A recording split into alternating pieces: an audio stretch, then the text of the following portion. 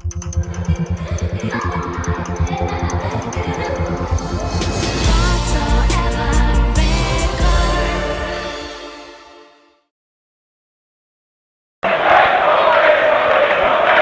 Fußball-Dienstag.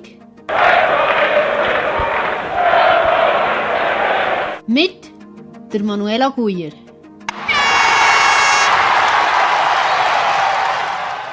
Liebe Hörerinnen und Hörer, ich begrüße euch zur Sendung. Schön, dass ihr eingeschaltet habt. Wir fangen an mit dem Schweizer Fußball.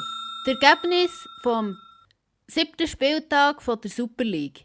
FC Vaduz gegen Servette 0:2. FC Basel gegen Sion 4:2. Das Ergebnis vom 9. Spieltag der Super League. FC Zürich gegen FC St. Gallen 1:2. Das Ergebnis vom 11. Spieltag der Super League. FC Lugano gegen FC Zürich 0:1. FC Vaduz gegen FC Basel 0:2. In der 68. Minute hat der Pero Kobic eine gelb-rote Karte kassiert und der FC Vaduz hat nur noch das 10. hoch gespielt. FC Sion gegen FC Luzern 1:2. IB gegen Servette 1:3. Lausanne gegen FC St. Gallen 0:1. An diesem Spieltag hat es 5 Auswärtssiege gegeben. Zur Tabelle. Platz 1 IB mit einem Spiel weniger und 21 Punkte. Platz 2 FC Basel mit 19 Punkten. Platz 3 der FC St. Gallen mit einem Spiel weniger und 18 Punkten. Platz 4 FC Zürich mit 17 Punkten. Platz 5 FC Lugano mit 2 Spielen weniger und 16 Punkten. Platz 6 Servette mit 14 Punkten.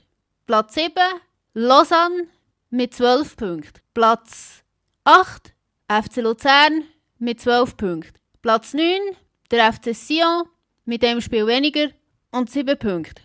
Platz 10 der FC Vaduz mit einem Spiel weniger und 6 Punkten. Zu den Nachrichten aus dem Schweizer Fußball. Beim FC Vaduz läuft es nicht so gut. Für den FC Vaduz als Aufsteiger aus der Challenge League läuft es in der Super League nicht gerade so gut. Aus den letzten 10 Spielen hat der FC Vaduz nur 6 Punkte auf das Konto bringen. Damit hat man 1 Punkt weniger als der FC Sion. Zuletzt hat der FC Vaduz natürlich gegen bärenstark FC Basel gespielt. Aber gegen Servette, wo auf Platz 6 steht, hat man verloren. Das heisst, die Mannschaft hat Punkte liegen lassen bei Mannschaften, die eigentlich auf der Augenhöhe wären. Man darf aber nicht vergessen, dass am FC Vaduz noch ein Spiel fehlt. Servette schlägt IB. Am vergangenen Wochenende hat Servette IB geschlagen. IB, die bislang nur wenig Spiele verloren haben am Wochenende mit 1:2 gegen Servette verloren. Aber es gibt keinen Grund, jetzt schon Panik zu schieben wegen IB. Sie sind mit 21 Punkten doch immer noch Tabellenführer. Alle Spiele haben stattgefunden. Am vergangenen Wochenende haben endlich mal wieder alle angesetzten Spiele stattfinden. Das ist schon außergewöhnlich, wenn sonst immer eins oder mehrere Spiele abgesagt werden. Das hat es zwar in dieser Saison schon ein paar Mal gegeben, dass alle Spiele durchgeführt werden, aber es ist schon ein bisschen her. Der Thierry Cheano verlängert den Vertrag bei IB. Der Trainer Thierry Cheano von IB hat am 7. Dezember den Vertrag mit IB verlängert. Im Interview beim YouTube-Kanal von IB hat er gesagt, dass er sich freut, dass er noch bleiben darf. Zum deutschen Fußball. Das Ergebnis vom 10. Spieltag der Fußball-Bundesliga. Hoffenheim gegen FC Augsburg 3:1. Das Ergebnis vom 11. Spieltag der Fußball-Bundesliga. Wolfsburg gegen Eintracht Frankfurt 2:1. Borussia Dortmund gegen VfB Stuttgart 1:5. SC Freiburg gegen Arminia Bielefeld 2:0. RB Leipzig gegen Werder Bremen 2:0. Mainz 05 gegen 1. FC Köln 0:1. In der 76. Minute hat der Duda eine gelb-rote Karte kassiert und Köln hat nur noch das 10. hoch gespielt. Borussia Mönchengladbach gegen Hertha BSC Berlin 1:1. Union Berlin gegen FC Bayern München 1:1. FC Augsburg gegen Schalke 04 2:2. In der 53. Minute hat der Spieler Niederlechner eine gelb-rote Karte kassiert und der FC Augsburg hat nur noch das 10. hoch gespielt. Bayer Leverkusen gegen Hoffenheim 4:1. In der 64. Minute hat der Grilic eine gelb-rote Karte kassiert und in der 79. Minute hat der Posch eine gelb-rote Karte kassiert und so hat Hoffenheim nur noch das 9. hoch gespielt. An diesem Spieltag hat es 4 Heimsiege, 2 Auswärtssiege und 3 Unentschieden gegeben. Zur Tabelle. Platz 1 Bayer 04 Leverkusen mit 25 Punkten. Platz 2 FC Bayern München mit 24 Punkten. Platz 3 RB Leipzig mit 24 Punkten. Platz 4 Wolfsburg mit 21 Punkten. Platz 5 Borussia Dortmund mit 19 Punkten. Platz 6 Union Berlin mit 17 Punkten. Platz 7 Stuttgart mit 17 Punkten. Platz 8 Borussia Mönchengladbach mit 17 Punkten. Platz 9 Eintracht Frankfurt mit 13 Punkten. Platz 10 FC Augsburg mit 13 Punkten. Platz 11 Hertha BSC Berlin mit 12 Punkten. Platz 12 Hoffenheim mit 12 Punkten. Platz 13 Werder Bremen mit 11 Punkten. Platz 14 SC Freiburg mit 11 Punkten. Platz 15 1. FC Köln mit 10 Punkten. Platz 16 Arminia Bielefeld mit 7 Punkten. Platz 17 Mainz 05 mit 5 Punkten. Platz 18 Schalke 04 mit 4 Punkten. Zu den Nachrichten aus dem deutschen Fußball. Der Max Kruse fällt aus. Der Spieler Max Kruse von Union Berlin fällt nach eigenen Angaben für 8 Wochen aus. Der Spieler hat das Ganze selber auf den sozialen Netzwerken veröffentlicht. Für Union Berlin tut das auf jeden Fall weh. Der Podcast 11 Leben geht erst im Januar weiter. Am letzten Mittwoch ist die 9. Folge vom Podcast 11 Leben veröffentlicht worden. Und scheinbar scheinen doch noch nicht alle Türen zu sein in Bezug auf Uli Hoeneß. Ich habe das letzte Mal gesagt, der Ost könne ohne Gesichtsverlust die Dramaturgie vom Podcast nur so machen, wenn der Uli Hoeneß nicht mitgemacht hat. Ein Punkt ist dabei aber vergessen gegangen. Das Projekt ist, was gestartet ist, ja noch nicht fertig geschnitten gewesen. Das heisst, wenn sich der Uli Hoeneß umentscheidet und sagt, ich mache doch mit, dann liegt der Fehler nicht beim Max Jakob Ost, dass der Uli Hoeneß so spät eingeführt wird. Laut dem Ost haben sich inzwischen einige Interviews ergeben. Und darum wird jetzt 11 Leben bis sicher im Januar unterbrochen.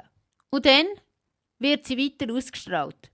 Man darf auf jeden Fall gespannt sein, was da noch kommt.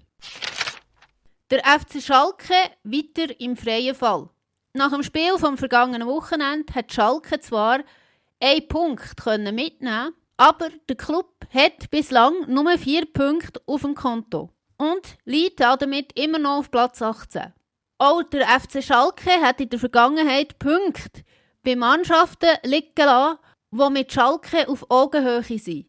Der FC Schalke hat zudem 1 Punkt weniger als Mainz 05, was ja bekanntlich Streiks hat gegeben. Zum internationalen Fußball. Das Ergebnis der Gruppenphase der UEFA Champions League Runde 6. FC Bayern München gegen Lokomotive Moskau 2:0. Red Bull Salzburg gegen Atletico Madrid 0:2. Real Madrid gegen Borussia Mönchengladbach 2:0. Inter Mailand gegen Donetsk 0:0. Olympiakos gegen FC Porto 0:2.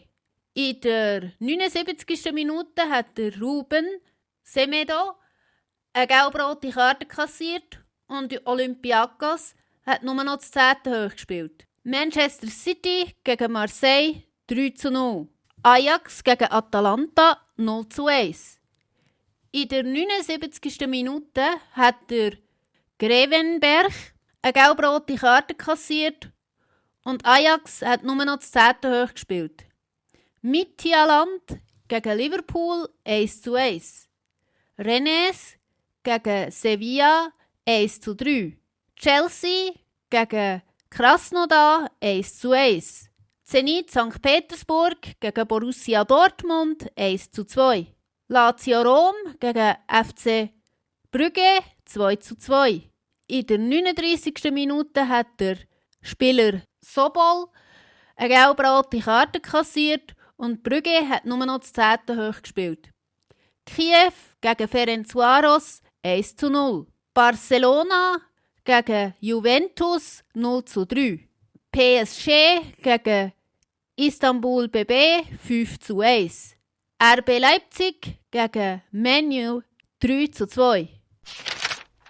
Das Ergebnis der Gruppenphase der UEFA Europa League Runde 6 mit deutscher und Schweizer Beteiligung. IB gegen CFR Cluj 2:1. In der 95. Minute hat der Nsame eine rote Karte kassiert und IB hat nur noch das 10. hoch gespielt. In der 90. Minute hat der Spieler Balgerdean eine rote Karte kassiert und in der 97. Minute hat der Dokovic eine rote Karte kassiert und Cluj hat nur noch das 9. hoch gespielt.